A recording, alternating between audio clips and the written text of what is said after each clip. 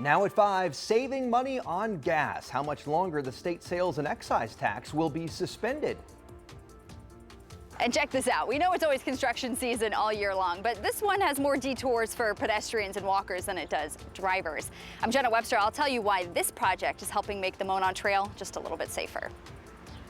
Would have been a great day to be on the trail today. Another sunny day, but I am tracking a warm up and timing storm chances in your forecast. Plus, keeping your water safe. The Indianapolis neighborhood where lead pipes will be a thing of the past. Tonight, you can find the lowest gas prices in the country right here in Indiana, around $3.59 a gallon. And Governor Braun hopes to keep it that way after extending the gas tax suspension for a second time. Thanks so much for joining us tonight at 5 o'clock. I'm Jenny Renovich. I'm Dustin Grove. We're in for Anne Marie and Felicia. Ella Rhodes joins us live tonight from a nearby gas station. So, Ella, how are people feeling about today's prices? Yeah, they say that tax suspension is great, but prices are still so high that it still is hurting. I want you to take a look at this gas price here downtown Indianapolis, $3.69. That's at St. Joseph and 10th Street. So still pretty high, but people are still getting gas because they have to get around. Now, the governor extended this suspension until July 7th. Then the governor can extend the suspension one last time. After that, he would need to call a special session to extend it, which he said today he has not discussed with the legislature. Now, AAA says Indiana has the cheapest gas in the country. The national average is $4.26 per gallon. Despite having the lowest prices in the country, Hoosiers are still struggling to make ends meet. Jennifer Payne tries not to drive around unless it's necessary. Well, I don't go places as often, and I use money only for food and necessities. So that extra, we're not doing a lot of that extra.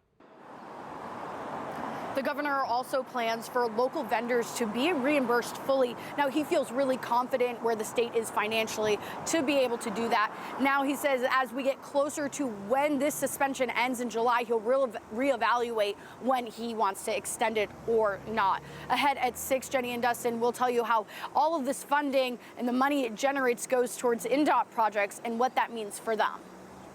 Yeah, I think a lot of people are asking those questions too. All right, we'll look forward to that at 6. Ella Rhodes, thanks. President Trump and lawmakers have talked about suspending the federal gas tax as well, which is about 18 cents a gallon. But a suspension would require congressional approval. Now, across the country, gas prices are down about 20 cents from last week. It's the largest weekly decline we've seen since 2008. AAA reports regular unleaded is averaging $4.29 a gallon nationwide. You can find the lowest gas prices across central Indiana on our website. We're tracking it all right there. Just check out WTHR.com/gas prices. At last check, we saw gas for as low as $3.09 a gallon across Hendricks County. Specifically, I think it was Brownsburg and Plainfield. All right, other news tonight. Right now, crews are working in Westfield to add a tunnel on the Monon Trail. It's to help bikers and walkers get across 161st Street more safely. It is the city's second busiest street. And this is a long-awaited project for Westfield, and trail users tell our Jenna Webster it's a much-needed improvement.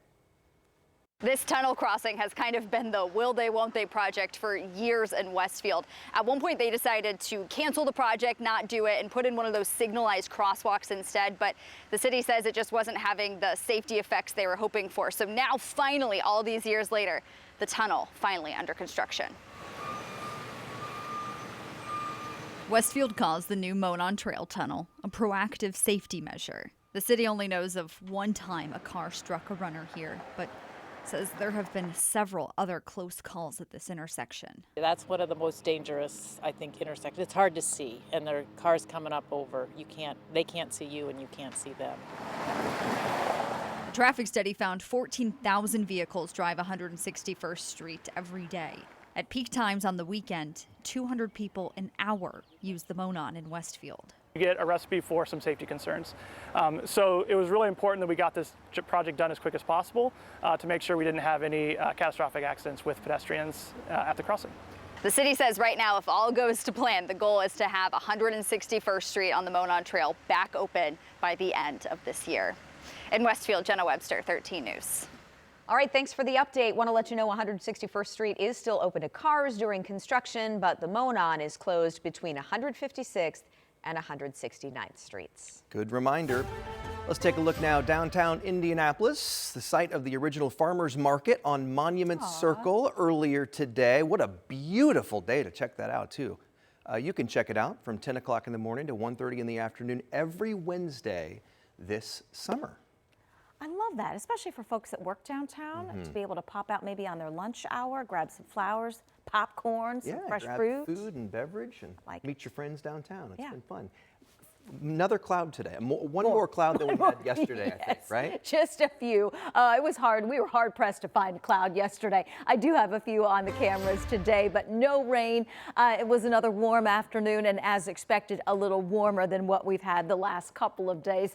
We were searching for clouds yesterday, and now we just have some great cloud cover over Bainbridge. In the western part of our area, temperatures in the upper 70s and low 80s. We have 80 degrees in Greencastle, 79 in Crawfordsville, 81 degrees downtown. We're at 79 in Carmel and 81 in New Pal. There are a few of those clouds for our north side camera. Temperatures will be in the upper 70s and low 80s for the next couple of hours, eventually dropping back into the 50s for most of us. So comfortable again overnight, down to 59 degrees in Indianapolis, 57 in Bloomington. Make those outdoor plans for tomorrow. Lots of sunshine and temperatures in the low to mid 80s.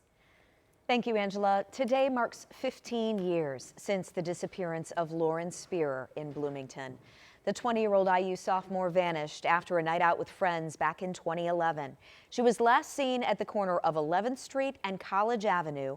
Her disappearance gained national attention, and the Bloomington Police Department does continue to get in new tips in this case. In fact, investigators say they got nearly 24 new tips over the past year. Meanwhile, Lauren Spearer's family posted about her disappearance on social media. Today, they wrote, quote, 15 years since, inconceivable.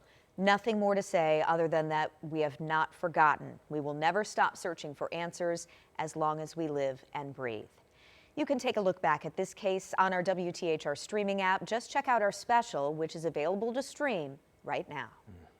Tonight, a juvenile is recovering after what Metro Police believe was an accidental shooting. It happened near East Hannah and South Keystone Avenues. That's on the south side. The shooting happened just after noon. Police did not tell us the age or gender of the child shot. They did not tell us their condition either, except to say they are stable at this point. Also tonight, investigators in Fishers are looking into what caused a moving truck to catch on fire. Take a look. It happened this morning in the yard at Fishers District, which is on 116th Street near I-69, and you can see the cab just engulfed in flames there in these pictures posted by the fire department on Facebook. Fortunately, everybody was able to get out safely. Well, there is an effort on Indy's northwest side to keep your drinking water safe. Citizens Energy Group is replacing old lead pipes owned by customers that connect to the public water mains. Brandon Schaff looked into this today. He explains how the effort is reducing your risk of potential lead exposure. Here in the near northwest Riverside neighborhood, you can see crews working behind me replacing customer-owned water lines made of lead, and it's part of a larger project to replace these lines. Contractors were on West Roach Street replacing those lead water lines as part of Citizens Energy Group's lead service line replacement project. While they are connected to the public water main, the main isn't made of lead. Lead water lines will be replaced with plastic ones, which Citizens Energy Group says are more durable than the original pipes. Many pipes around here are more than 100 years old. The most efficient way is to do it neighborhood by neighborhood, especially starting in neighborhoods that have a high density of service lines that are made of lead. 97% of these homes likely have a service line made of lead. Citizens Energy Group regularly monitors drinking water and says there are no widespread lead exceedances. They say full replacement is how to limit any exposure to lead from customer-owned pipes. On Indy's northwest side, Brandon Schaff, 13 News. Citizens Energy Group estimates 50,000 to 70,000 customers still have lead service lines. So far, they replaced 6,200. Big project. Certainly is. Hundreds of new jobs are coming to Plainfield. That's where the Boston Scientific Corporation is opening a global medical device distribution facility. So the facility is 500,000 square feet. It'll cost about $138 million. Governor Braun says it's expected to create up to 300 new high-wage jobs. Well, tonight we have a heartwarming story, and it's out of A Westfield. reunion between a patient and the first responders who saved his life. Westfield and Tipton firefighters got to see a man they helped through Westfield's first mobile blood transfusion last year. The transfusion lets paramedics give patients blood before they get to the hospital when it could be too late to save them. Alyssa Flick with the Tipton Fire Department helped make that transfusion happen. She says it's really rare for her to reconnect with her patients after a life-changing incident. Terrible accidents happen all the time, and to see one able to drive themselves to donate blood, that's incredible. We're told after 7 months and several surgeries, the patient she helped save is finally able to walk again. Wonderful to hear. I love that, and I like that they had to reconnect. Great news. Well, criticizing the Marion County prosecutor, that's what we've heard lately from several notable Republicans. Why one of them wants to see the position appointed in the future instead of elected. That's ahead for you at 5:30. But first at 5, Angel Reese and the Atlanta Dream are paying Caitlin Clark and the Fever a visit tomorrow night. Don talks with our sister station about the matchup. Plus, weighing his options, what President Trump is now revealing about the negotiations for peace in the Middle East. That's next.